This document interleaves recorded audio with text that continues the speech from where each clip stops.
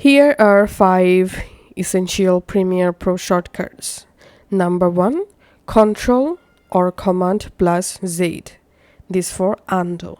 This basic shortcut allows you to revert your last action, which is crucial for making mistakes while you are editing.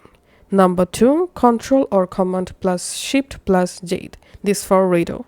After using undo shortcut, the shortcut will redo the action you reversed.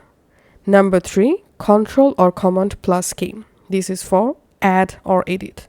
The shortcut cuts the selected clip in the 2 at the playhead position, making it easier to insert other clips or adjust the timeline.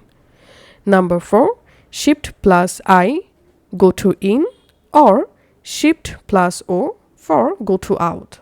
The shortcuts quickly move the playhead to the designation in or out point of a clip, making it easier to pinpoint specific frames. And the last one is Control or Command plus Shift plus K, add edit to all tracks. The shortcut cuts all clips under the playhead in the timeline, useful for making consistent edits across multiple tracks.